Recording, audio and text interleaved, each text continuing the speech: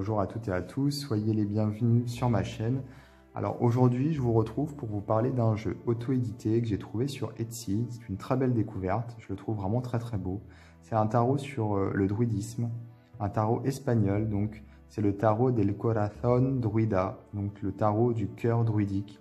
Il a été créé et illustré par Aaron Sardinia, qui est donc espagnol. Et comme son nom l'indique, voilà, c'est un jeu sur la civilisation celte, quelque part. Et donc, par extension, on y retrouve des références au paganisme. On y retrouve quelque part un côté très Wicca. Donc, pour toutes celles et tous ceux qui sont intéressés par le paganisme et la Wicca, je pense que ce jeu va vous plaire. Donc, c'est la première édition 2019-2020. Il est composé de 78 cartes et d'un livret en espagnol. Alors, hop, on va ouvrir la boîte.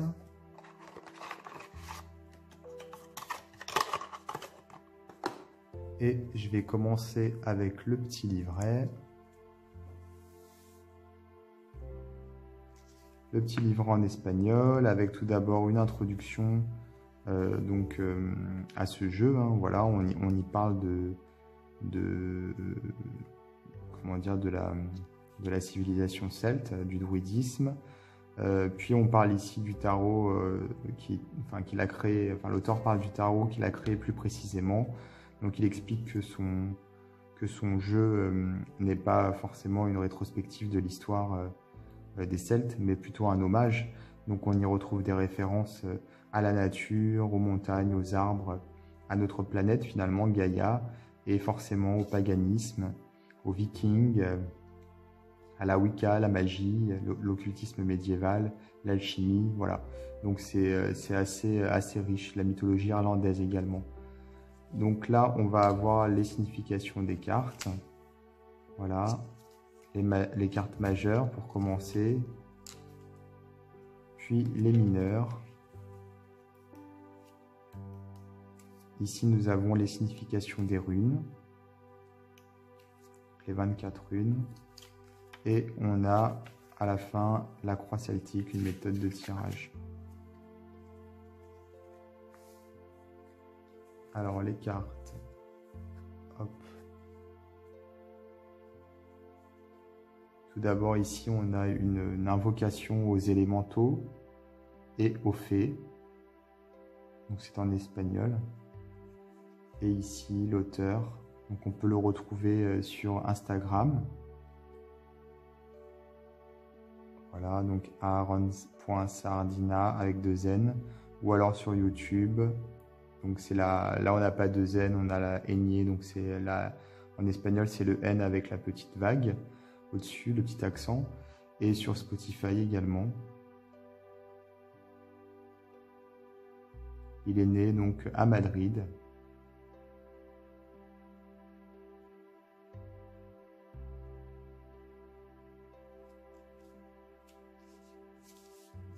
Et maintenant, le plus intéressant, les cartes.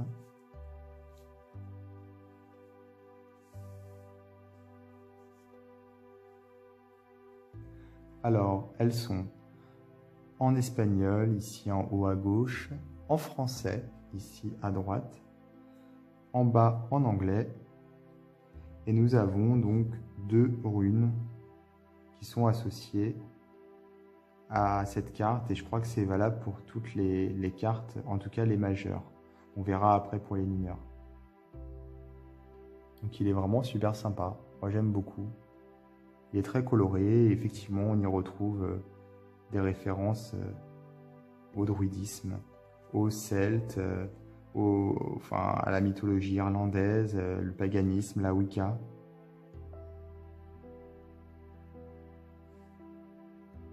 La prêtresse ici,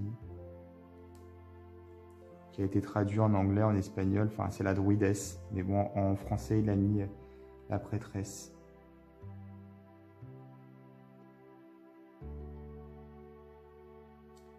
L'impératrice. Donc on retrouve effectivement des symboles sur sur la carte. L'empereur. Et on peut donc regarder les significations des runes dans le livret puisque chaque rune est expliquée. Le druide.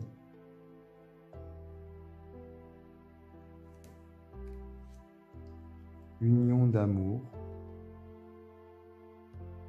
Ici. Donc les cartes changent un petit peu de nom quelquefois. Le char. Pour le chariot.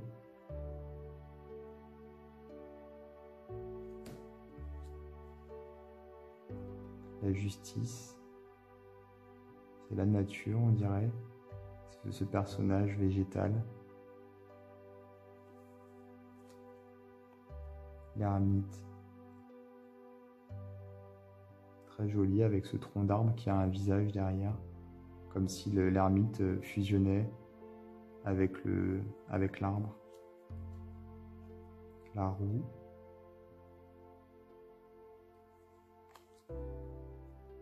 La force avec un joli dragon plutôt qu'un lion. Le pendu.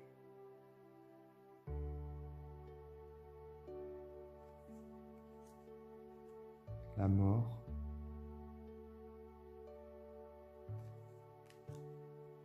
La tempérance qui ici est masculin. Généralement c'est un ange plutôt féminin. En règle générale. Le diable. La foudre. Avec cet arbre qui remplace la tour. L'étoile ici. On retrouve vraiment la carte qu'on connaît tous de l'étoile. La lune également, on la reconnaît bien. Le soleil. Le jugement. Elle est très belle celle-ci. Je la trouve plus lumineuse que le jugement en règle générale. Gaïa pour le monde. Avec l'arbre de vie ici. Et le fou.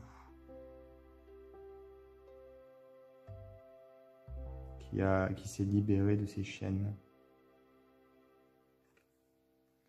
Puis nous avons les mineurs qui sont illustrés, mais pas complètement.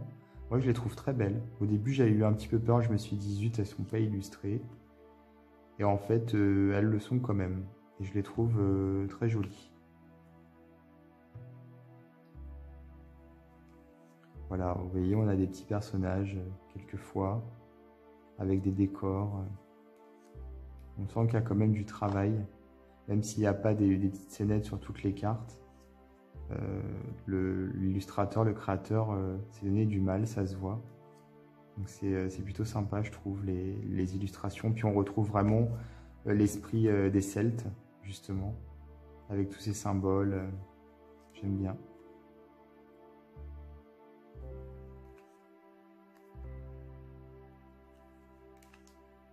On a la princesse de bâton, puis le chevalier,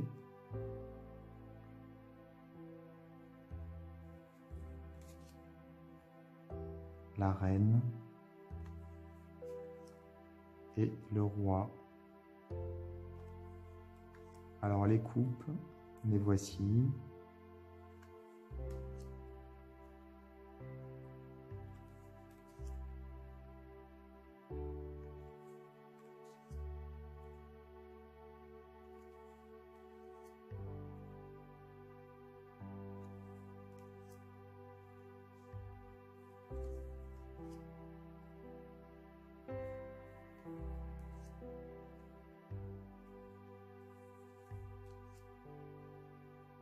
Déclaration de Mandragore.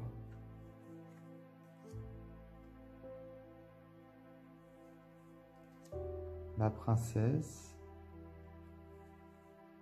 le chevalier, la reine et le roi. Puis les épées.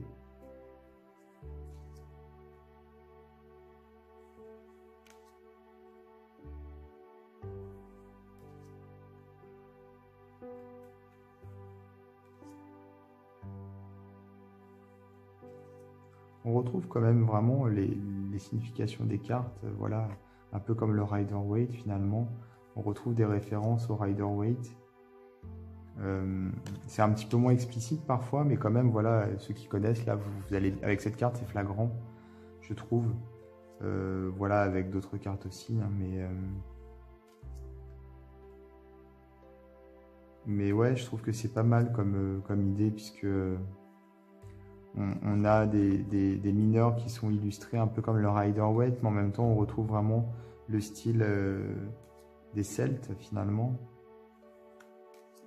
Et les pentacles, les deniers.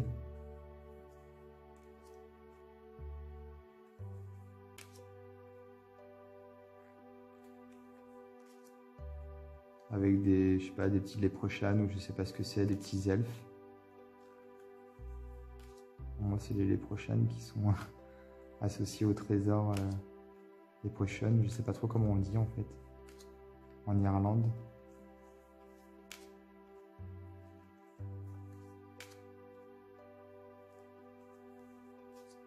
La princesse. Chaque fois, on a une princesse à la place du valet. Puis le chevalier, la reine et le roi. Alors le dos, le voici. On peut tirer les cartes à l'endroit ou à l'envers puisque le dos est divisé en deux et c'est identique, effet miroir. Donc on ne sait pas dans quel sens on est. Pour ceux qui ont l'habitude de faire la distinction entre les deux, c'est mieux. Donc voilà pour ce jeu. C'était une jolie découverte en ce qui me concerne. Je suis vraiment ravi, je le trouve très beau, original.